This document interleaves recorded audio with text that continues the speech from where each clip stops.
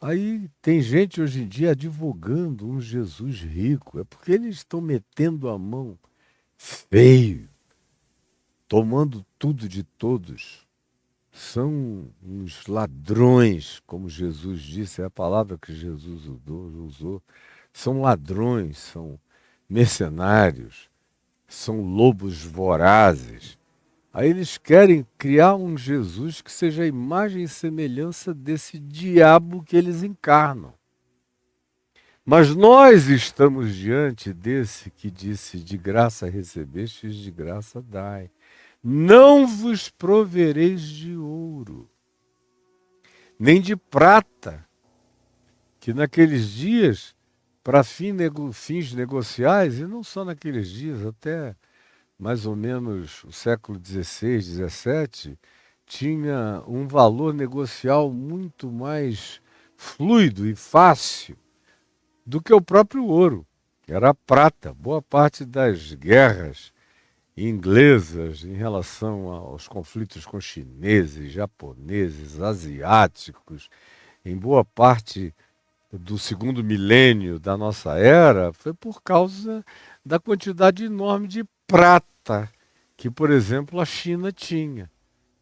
E os ingleses cobiçavam. Prata já teve um significado extraordinário em toda a história humana. Foi de uns séculos para cá que ela foi perdendo valor em relação ao ouro. Também não vos provereis de cobre, que naqueles dias tinha um valor enorme e era um valor pecuniário. Tanto é que Jesus diz: não vos provereis de cobre nos vossos cintos. O cara levava um cinto cheio de armazenamento para cobre, para as transações do cotidiano, da estrada, dos negócios, dos mercados, das trocas. O cobre era uma moeda vigente e não carregava o peso da prata nem o peso do ouro, mas carregava a representação de validade transicional com importâncias significativas de moedas de troca. Portanto, a primeira coisa que Jesus diz nessa segunda sequência, depois de tudo que vocês me ouviram falar ontem, estamos numa continuidade, ele diz: não vos provereis disso, nem tampouco, olha só o verso 10, nem de alforge, que era um backpack, uma mochila, uma bolsa para carregar coisas para o caminho, para vocês levarem um provimento para o caminho. Eu, por exemplo, de uns 10, 12 anos para cá, não posso mais viajar sem um alforge de remédios. Remédios para o diabetes, remédios para o coração, remédios para a circulação, remédios que eu tomo cotidianamente, com os quais eu estou completamente adaptado até o dia de hoje, mas eu não levo, não saio sem a minha bolsa. Até na cidade, eu vou para vários encontros na cidade, eu levo a minha provisãozinha. Mas não é de prata, nem de ouro, nem de bronze, até porque eu não tenho e até porque hoje em dia tudo é plástico, é um cartão. Mas o que ele está dizendo é que dinheiro não condicione o envio de vocês.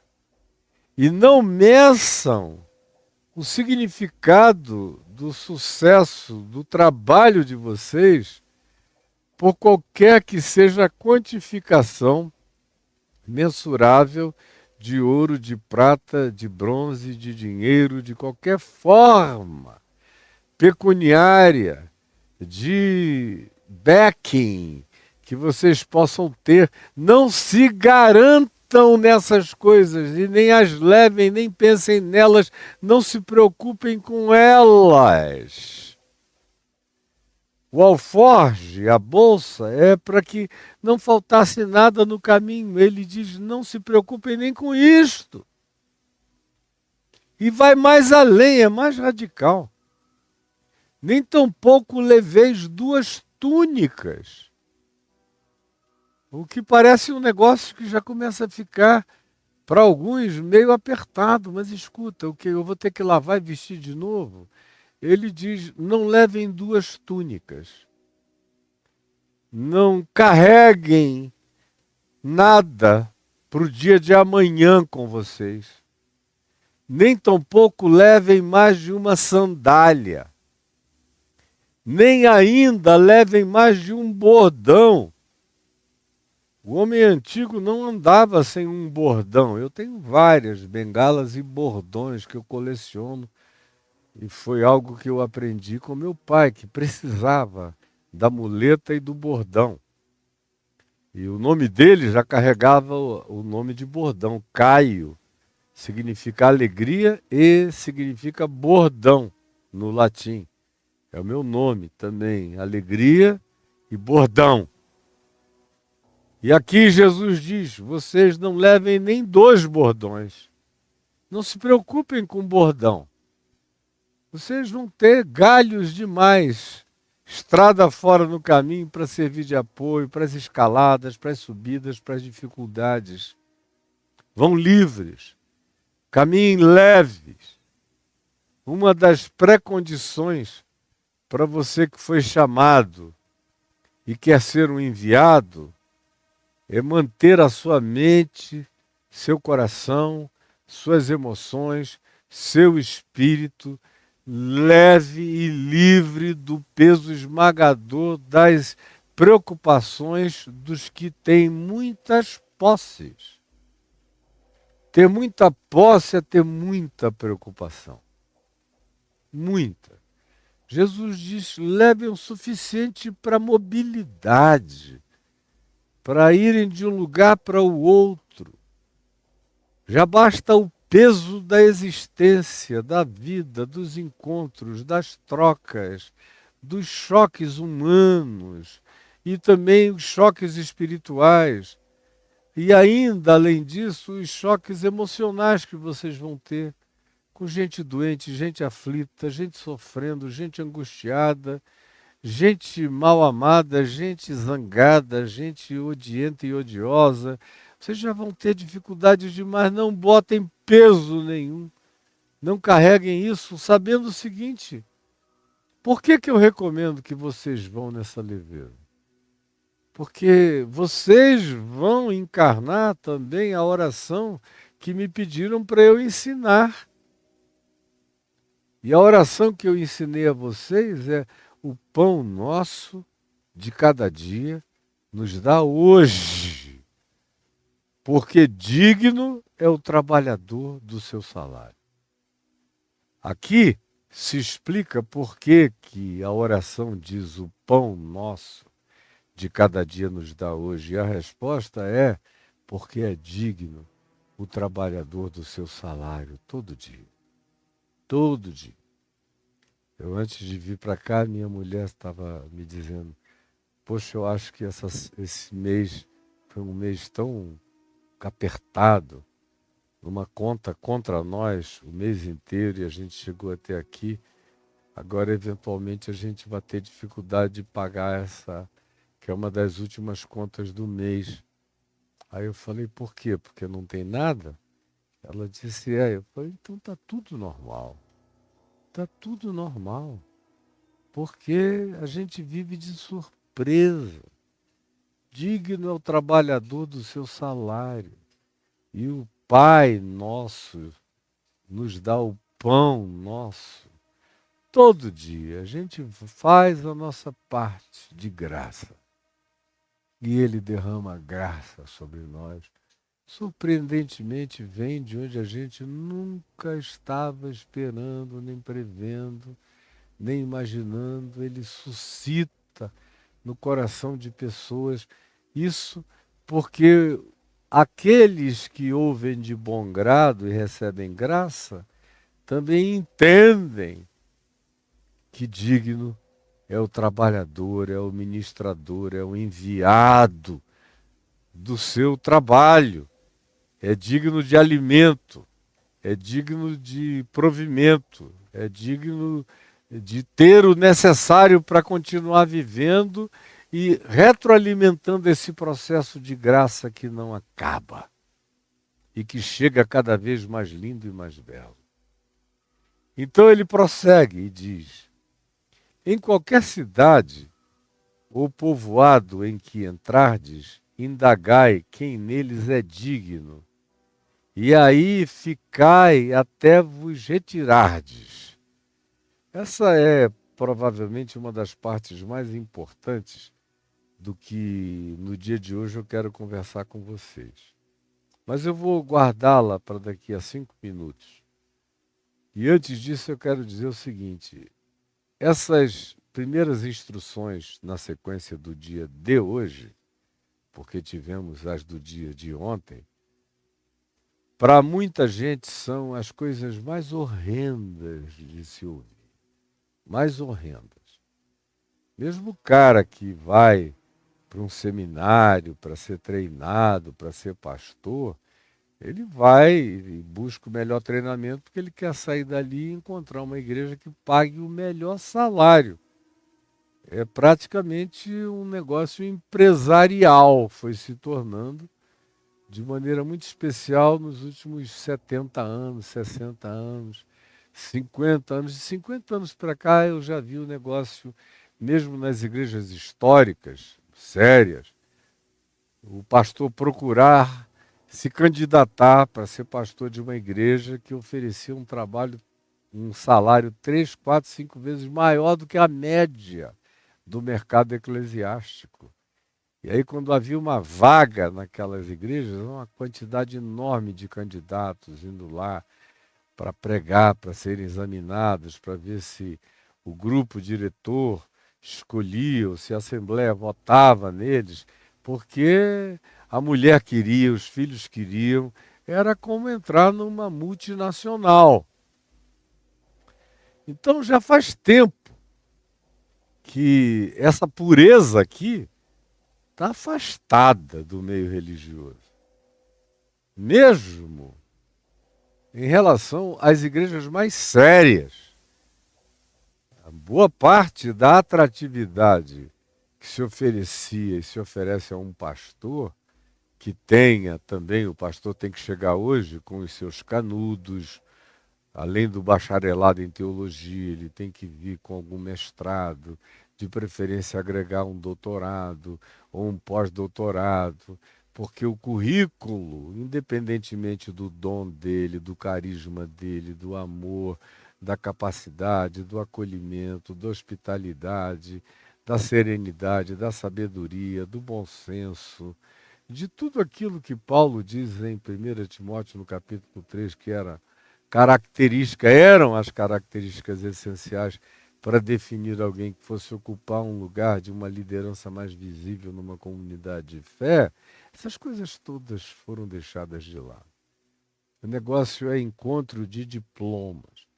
Por isso você vê gente tão ímpia, tão sem piedade, tão sem amor, tão sem graça, tão sem fé, tão sem pujança, tão sem derrame de bondade, de misericórdia, sendo aqueles que conseguem os melhores salários no ambiente da religião mais séria.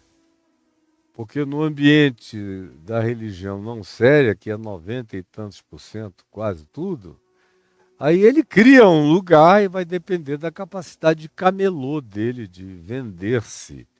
E aí tudo que entrar é dele. Ou ele entra num lugar já pré-estabelecido nessas perspectivas, onde ele é avaliado pela quantidade de dinheiro que ele arrecada numa franquia dessas neopentecostais, como vocês estão cansados de saber.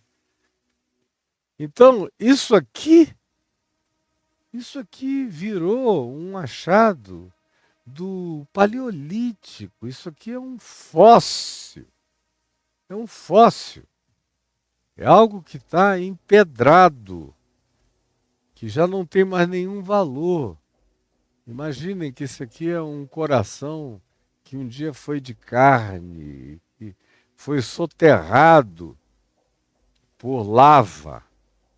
E depois de muito tempo alguém achou e estava lá, milênios e milênios, e quem sabe até milhões de anos depois, conseguiu descobrir que era um coração. Esse aqui é só uma pedra na qual eu tropecei numa seca do Rio Negro, no ano em que minha mãe partiu, em 2014.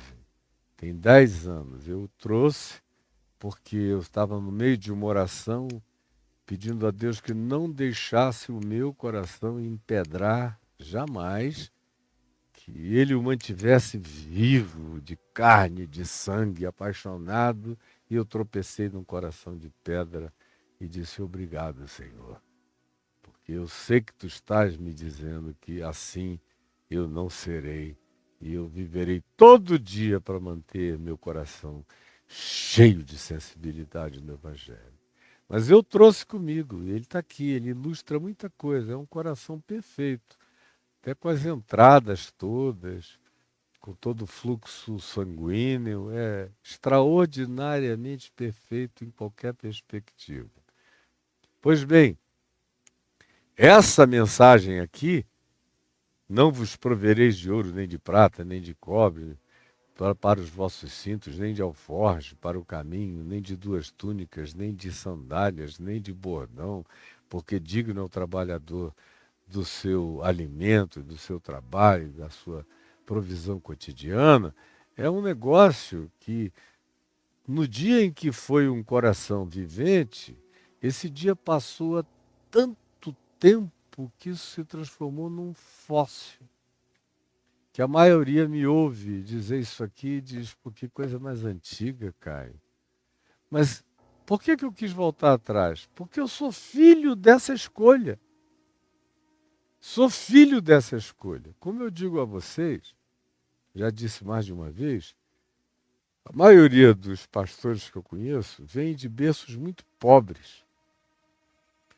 E a maioria, inclusive, eram pessoas que não tinham condições de terem estudado e passado para faculdades e para cursos muito superiores, elevados e com muita demanda intelectual, e acabou que, pelo nivelamento por baixo, terminaram num seminário estudando e virando pastores. E o pastorado trouxe uma ascensão social e econômica para esses indivíduos. Eu fiz a viagem diametralmente oposta. Meu pai vinha de uma família de nome importante, de posições de autoridade social importante, relevante, conhecida e famosa, e ele se tornou um homem rico, considerado a segunda maior fortuna do Amazonas à época. E a banca advocacional disparadamente mais rentável à época. Com toda a inteligência criativa que ele tinha o dom de fazer dinheiro. E se converteu ao Evangelho, lendo o Novo Testamento sozinho em casa. Foi lendo Mateus, Marcos, Lucas, quando chegou em João 19, blum, a bomba explodiu.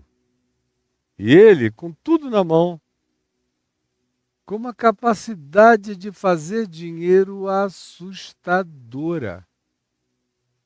Onde ele tocava, as coisas viravam bem material, ouro, prata, tudo, qualquer coisa. Ele tinha um toque de Midas. E ele sabia disso. E uma das primeiras coisas que aconteceu com ele, naquela conversão poderosa, como eu nunca vi nenhuma naquele nível, eu com os meus olhos, como testemunho ocular, até o dia de hoje não encontrei jamais nenhuma conversão tão dramaticamente profunda, radical e alteradora, e tão enraizadamente evangélica no sentido de carregar a qualidade do evangelho, como a conversão do meu pai. E uma das primeiras coisas que ele saiu dizendo em casa, para susto da minha mãe, que era crente, orava pela conversão dele, presbiteriana, mas foi ficando assustada. Eu nem se fala, que eu gostava mesmo era do bem bom.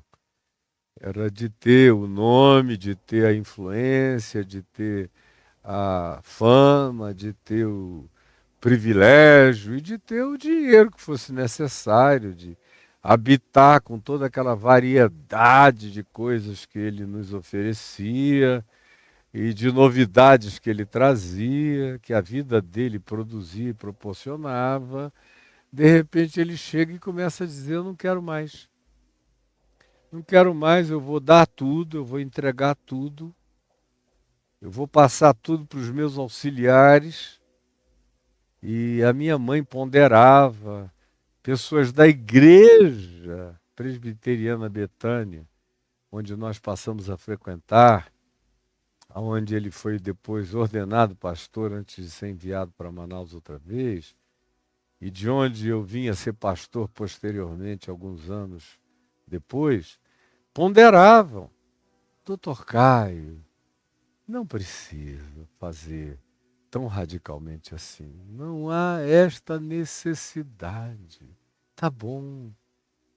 O senhor pode ajudar muita gente, o senhor tem muitos bens, muita capacidade de ganhar dinheiro. Ele dizia: não, não é por nada. Eu entendo que não é para todo mundo esse chamado. Eu não quero que ninguém aqui faça nada disso.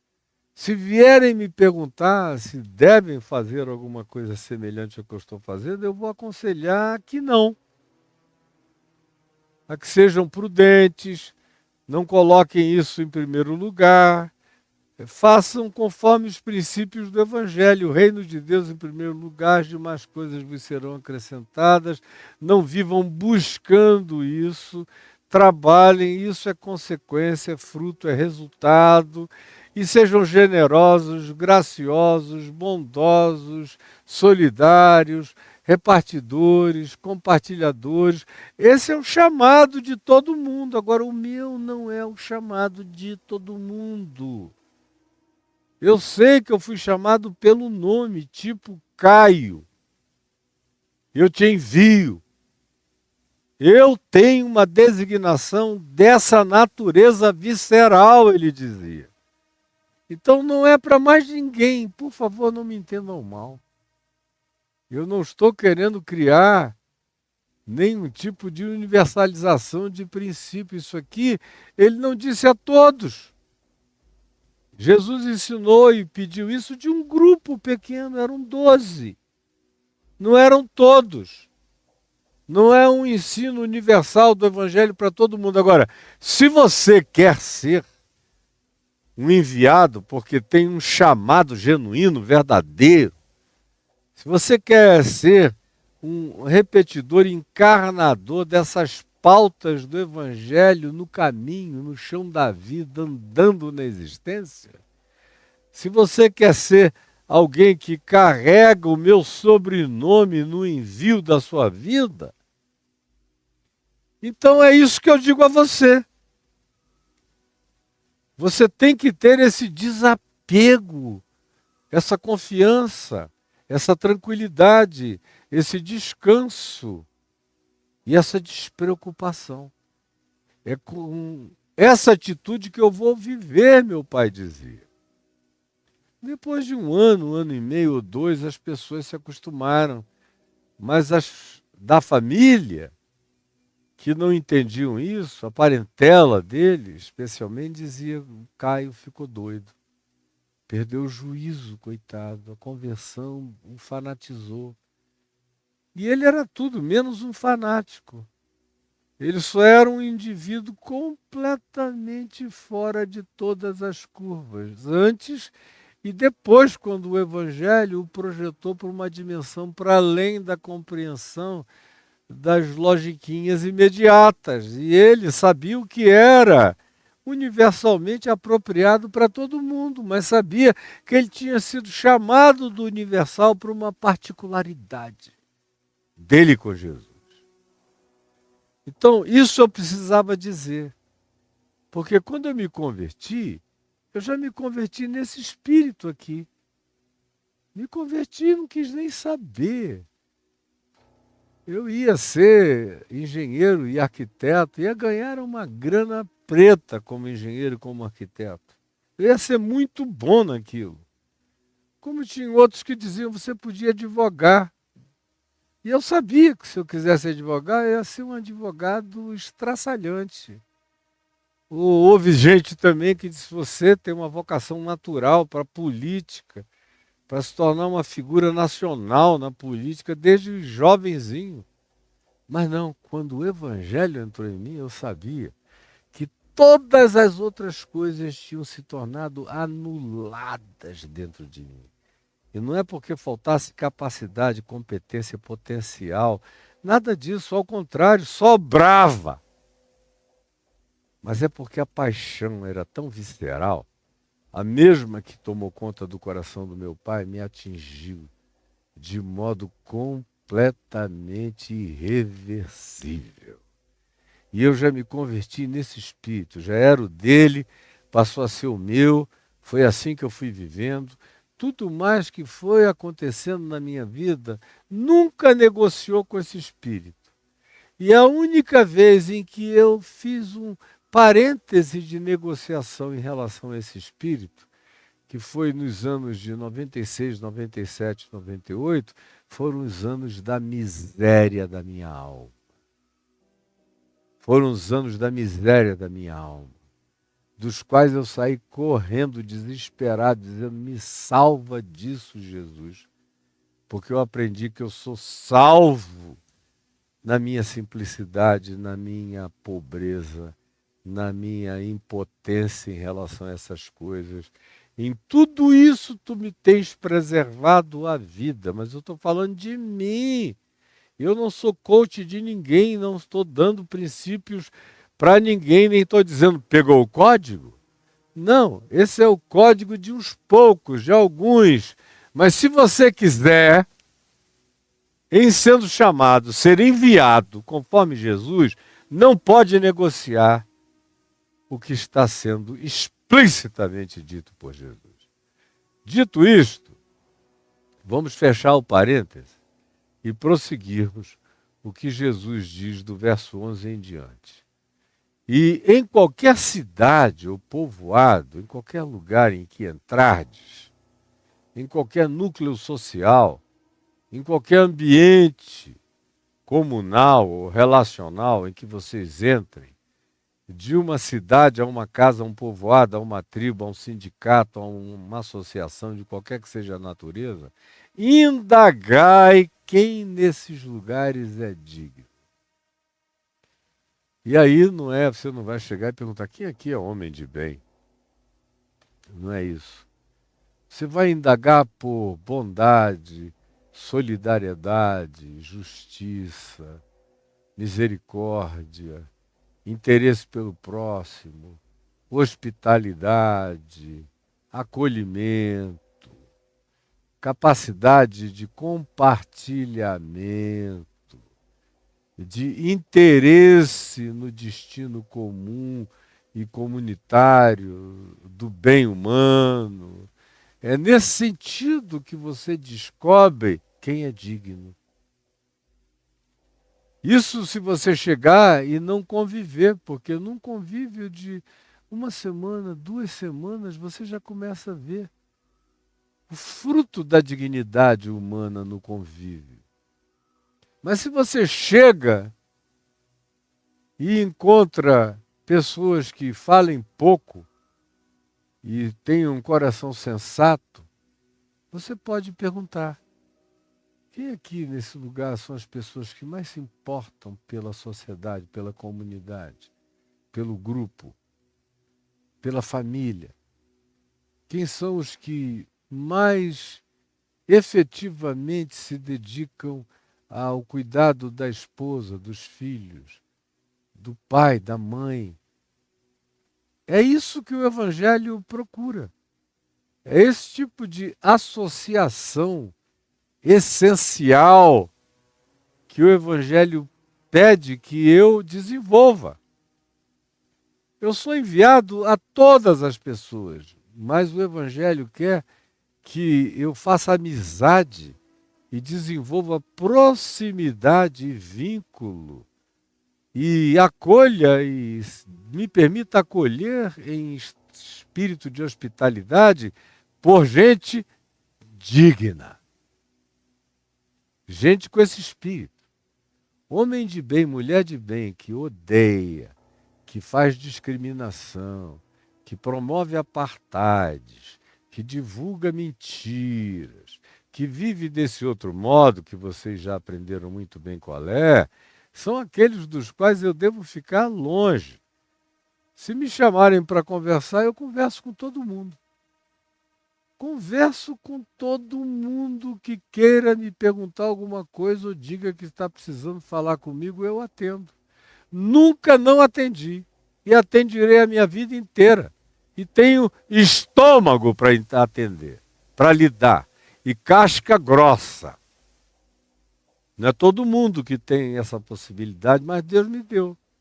Agora, para andar comigo, para eu entrar na casa e dormir, e comer e beber, e me hospedar, e fazer daquilo ali uma continuidade pacificada de um teto que não é meu, mas me foi concedido, é preciso que seja no chão das pessoas dignas. Onde o pão é digno, a água é frescamente digna, as conversas são dignas, onde o espírito de desconstrução não está presente, mas apenas o de edificação, de bondade, de verdade, de justiça, de mansidão, de domínio próprio, de vontade criativa, de imaginação propositiva e favorável na direção da vida. É com esses que eu aceito andar. Esses eu acolho na minha casa. Na casa desses eu tenho prazer em entrar e de ficar. São os melhores lugares. Eu nunca negociei isso na minha vida. E toda vez que eu descobri que eu tinha entrado no lugar errado, eu dei um jeito de sair no dia seguinte.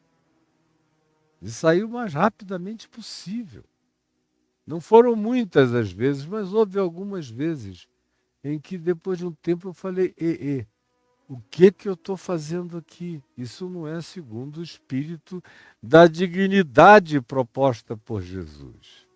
Indagai quem é digno, porque digno é o trabalhador do seu salário e também é digno que aquele que vive com dignidade escolha gente de dignidade para com ela estar, para na casa dela se hospedar, para tê-la como referência e sombra de ser o ponto para o qual a gente volta, onde a gente respira, onde a gente descansa, aonde a gente relaxa, aonde a gente se refaz, aonde a gente se recreia, aonde a gente se renova. É o que Jesus está pensando, ele está pensando no recreamento da saúde humana, mental, relacional, no lugar onde as armas são depostas, onde os estados de alerta podem dar lugar aos estados de descanso e tranquilidade. É gente digna encontrando gente digna, conforme esses versos 10 e 11 nos ensinam. Aí ficai até vos retirardes. Esse é o lugar para estar, até que vocês sigam adiante. Mas no Evangelho de Lucas, tem no mesmo texto, em Lucas 10, você encontra o acréscimo dizendo assim, e não passeis a mudar de casa em casa, de casa em casa, de casa em casa, para ver quem é que tem a melhor oferta. Não façam isso. Onde vocês encontraram a dignidade original, permaneçam ali. Não importa a grandeza das outras coisas que vos sejam oferecidas. Vocês não são interesseiros. O espírito desse envio não pode carregar essa atitude interesseira, que é o que está presente em tudo e em todos. Será que você não está vendo a descrição de um mundo de coisas com as quais você convive e em relação às quais você até já se naturalizou? Pois bem, indagai quem é digno. E não é quem é bom de papo, bom de bico, bom de conversa, quem conhece todo mundo, quem é que tem a maior influência política no meio. Não, é quem é digno. Quem é digno? Jesus trabalha com outras categorias. Se eu fosse um coach desse tipo cockroach, que vocês seguem por aí, estaria dando outros códigos para vocês. Diametralmente opostos a esses aqui. Esses aqui são os do Evangelho, para quem foi chamado e se sabe enviado. E mesmo para aqueles que não têm esse chamado todo de não leveis, nem prata, nem ouro, nem cobre, nem alforje, nem túnica, nem essa manifestação radical de um envio que repete a simplicidade de Jesus em tudo, mesmo quando não seja assim, ainda assim prevalece o princípio do privilegiamento da dignidade como um lugar de descanso, acolhimento, amizade, pacificação e relaxamento recreativo para minha alma. Só é possível na companhia de gente dessa natureza, desse raiz. Enquanto vocês ficarem aí, não fiquem mudando de lugar, fiquem no mesmo lugar, honrem essa dignidade.